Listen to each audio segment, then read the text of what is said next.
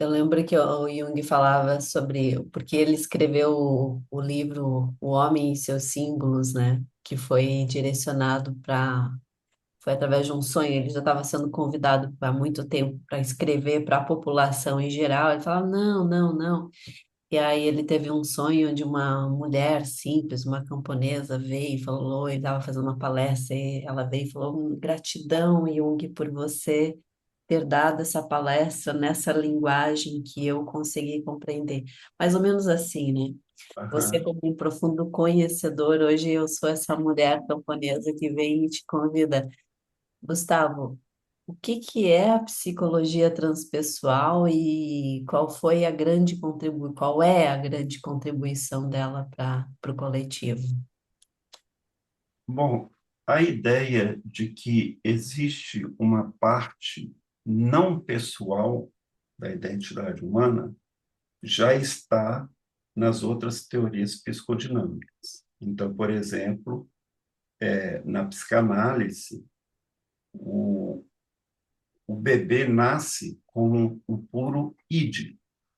Então, nós temos problemas de tradução do alemão para o inglês, depois para o português, mas originalmente o id, o que o Freud chamou de id, é o es. Es é o pronome impessoal do alemão, que nós não temos em português. Português, um fenômeno da natureza, a gente não usa pronome. A gente fala está chovendo. Em inglês, eles usam it's raining. It é o que eles usam. Em alemão, eles usam es regnet, é o es. O, a tradução da Standard Edition, ao invés de traduzir o es por it, colocou em latim, id, com d. E nós traduzimos, não do alemão, agora tem umas traduções em alemão, mas a Imago fez a tradução da Standard Edition. E nós ficamos com a palavra id.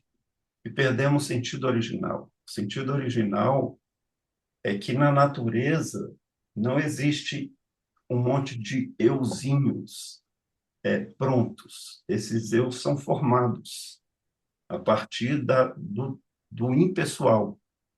Então, o bebê nasce, ele ainda não tem uma ideia que ele tem um ego, uma identidade. Margaret Mahler, uma psicanalista que trabalhou essas primeiras semanas e meses do bebê, né? Ela fala do nascimento emocional do bebê, que acontece muito tempo depois do nascimento físico. Então, quando o Freud fala, por exemplo, das próprias regiões mais enervadas da nossa percepção e conexão com o mundo, que são as zonas erógenas, elas são mais ou menos independentes e desconectadas, isoladas. Então, a gente nasce como uma coisa, e aí essa coisa vai unificando num ego, depois tem um superego que vai complexando, vai tornando mais complexo a estrutura, um ideal de ego, etc. E aí a gente forma a nossa identidade. Então, quer dizer, na psicodinâmica pré-psicologia transpessoal já está claro que existe algo em nós que não é pessoal, é um fenômeno da natureza e que no amadurecimento a gente vai criando um eu. O que a psicologia transpessoal faz, que a psicanálise, por exemplo, não faz, é mostrar que esse id, essa grande natureza, ela pode ser recuperada depois de adulto.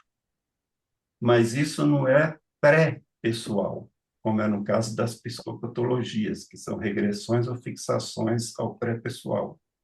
Isso é o transpessoal, ou seja, esse ego maduro, ele não vai ser afogado como um psicótico, como uma criança, com essa natureza exuberante que abarca tudo, né? Então, o crescimento, ele exige contínuos traumas, contínuas repressões. para esse ego se estabelecer e se adaptar ao mundo.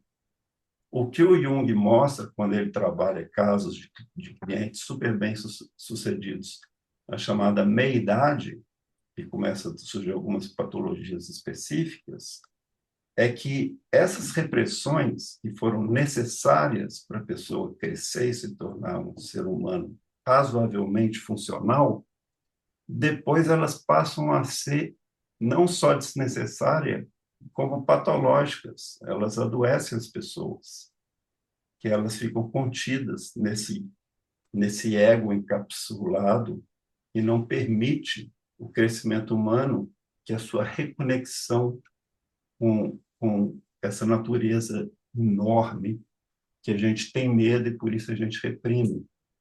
Então, a psicologia transpessoal em autores como Michael Washburn, que para mim é um dos melhores teóricos da transpessoal, ele fala em um processo de desrepressão. Após a segunda fase da vida, essas repressões foram necessárias para formar o ego. Agora você precisa de fazer um processo de desrepressão. E diferente de um psicanalista ortodoxo que vai achar que isso é uma regressão a, ao narcisismo infantil e que isso é patológico, ele vai chamar isso de regressão. Ele não abandonou o termo regressão, só que ele positivou o termo. Ele fala regressão a serviço do espírito. E isso é a dimensão transpessoal. Ela não é pessoal, mas também não é pré-pessoal, como no bebê, no psicótico, etc.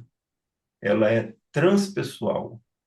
E aí, quando você produz essa desrepressão, esse eu maior, como que te abarca e passa a guiar a sua vida com muito mais sabedoria, liberdade, grandeza e vitalidade. E esse ego passa a ser um servo desse eu superior. De novo, está claro na literatura monoteísta, né? Que é você se entregar à divindade e deixar que a divindade dirija a sua vida. Mas para fazer isso, você tem que fazer um processo de desrepressão.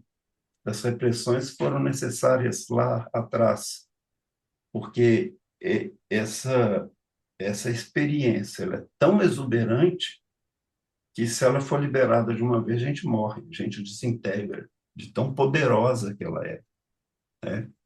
Então, a gente tem que fazer a repressão, digamos, administrada.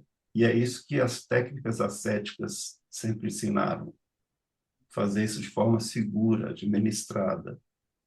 E aí você permite que você se reconecte com aquele oceano profundo que você conheceu quando você era um bebê, no útero da sua mãe, mas você não tinha nem consciência, nem liberdade, nem ego, nem nada. Mas agora você pode recuperar essa conexão com o todo, tendo um ego maduro, sem ser esmagado por essa desrepressão. Então, é uma regressão a serviço do espírito, como o Michael Washburn chama. Eu acho que a psicologia transpessoal deu essa contribuição fundamental para a psicologia moderna, que é essa compreensão de diferenciar o pré-pessoal do pessoal e do transpessoal, e utilizar essas técnicas ascéticas para a melhora da saúde humana e da superação das nossas dificuldades.